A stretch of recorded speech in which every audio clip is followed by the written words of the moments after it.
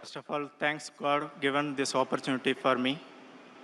My name is Sundarajan, basically from Hindu religion, but I am not differentiating Muslims and Hindu or any other Christian. But one small doubt: God doesn't have shape.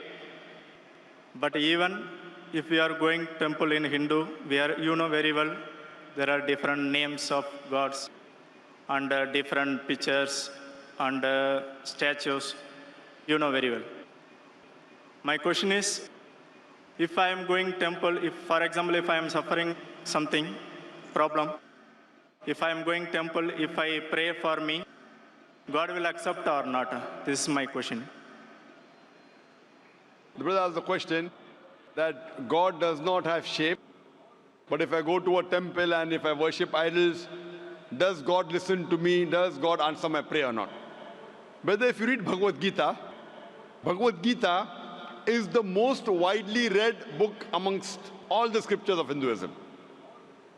Brother, have you heard of Bhagavad Gita?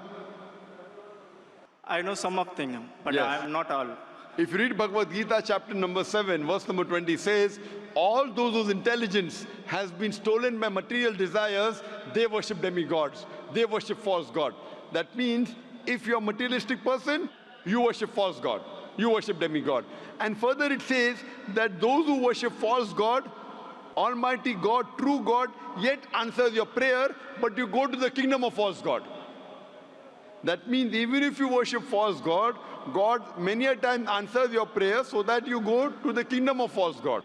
Same thing is mentioned in the Quran in Surah Baqarah chapter number 2, verse number 15, that Allah gives them rope so that they may go to and fro.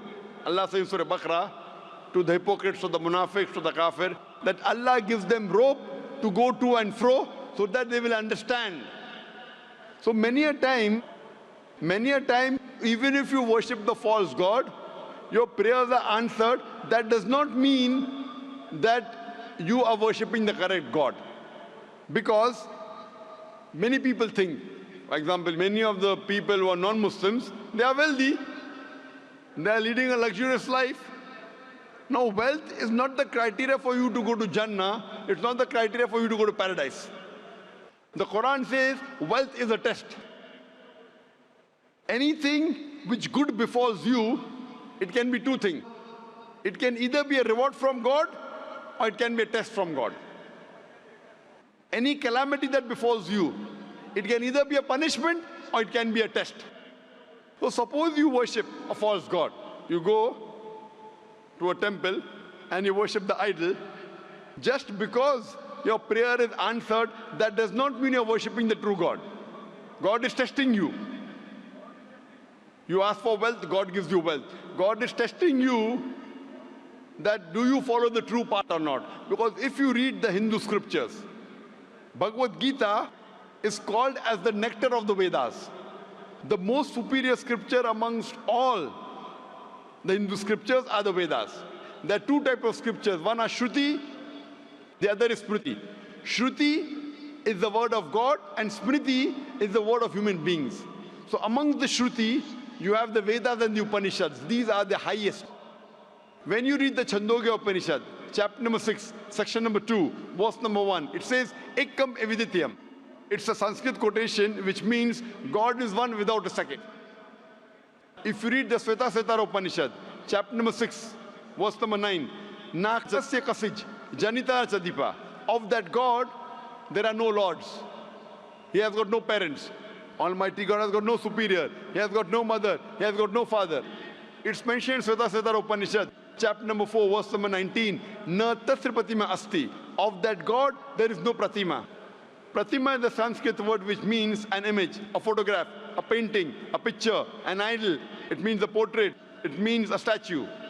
So Svetasvatara Upanishad, chapter number 4, verse number 19 says, Na Tasya Pratima Asti. Of that God, there is no image, there is no photograph, there is no painting, there is no portrait, there is no idol, there is no statue, there is no sculpture. The same message repeated even in Yajurved, chapter number 32, verse number 3. Na tasya pratima asti. Of that God, there is no image, there is no picture, there is no painting, there is no portrait, there is no idol, there is no sculpture, there is no statue. So if you go back to the scriptures, you realize that according to the Hindu scripture, Almighty God has got no image, he has got no statue. So if you worship an image, you're going against the Vedas, you're going against Upanishads.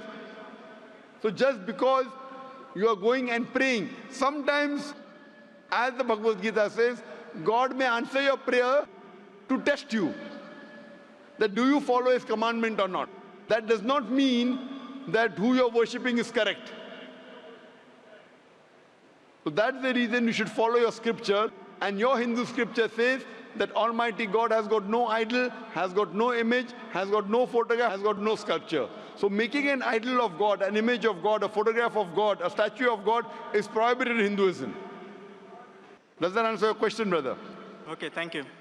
So do you believe that God has got an idol? Yes. Do you believe God has got an idol? You mean what clearly? Do you believe in idol worship? Yes. So aren't you going against the scripture? Aren't you going against the Vedas? My point of view, faith only. So brother, you said that you are a Hindu, correct? Yes. So do you believe in the Vedas or not? Yes. So I quoted references from a Hindu scripture, that your Hindu scripture, Yajurved chapter 32 verse number 3, says that God has got no image, has got no portrait, has got no idol. So isn't idol worship wrong? No, I don't have much communication skill, so that's why I could not express more. You don't have to have communication skills, you have to read. You have to read your scripture. I'm quoting. I'm giving references from your scripture. You don't have to hunt. You have to go back home, or we have a library in Bombay, Islamic Research Foundation Library, which we have translations of all the major scriptures in the world. Or you go on the internet and type. Go Yajurved, chapter 32, verse number 3, and read the translation. It says, Almighty God has got no image, has got no photograph, has got no painting. So do you believe in the Vedas or not? Yes, I am believing. So if your Veda says God has got no idols, will you yet go to a temple? But from my childhood onwards, I am going there. Suppose your father believes from childhood 2 plus 2 is equal to 5. So would you believe today? If they teach it from the first standard onwards, then I would also same thing. So if someone teaches in the village 2 plus 2 is equal to 5 from first standard and he comes to you, so will you say 2 plus 2 is equal to 5?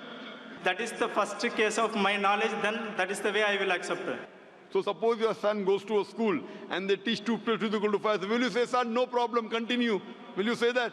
No. No, correct. See.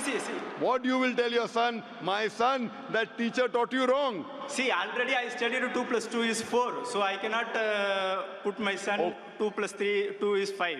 No, but if he goes to a school, before admission, do you interview the maths teacher? No. No. So suppose the maths teacher teaches him wrong. So won't you correct your son? Yeah, I will correct it. Correct. So that's the reason I'm correcting you. I love you, brother. Thanks. Because I love you, I want to correct you that what you're saying is against your scripture. Forget what the Quran says, forget what the Bible says. If you read your Hindu scriptures, your Hindu scripture says that God has got no image, has got no picture, has got no painting, has got no idol.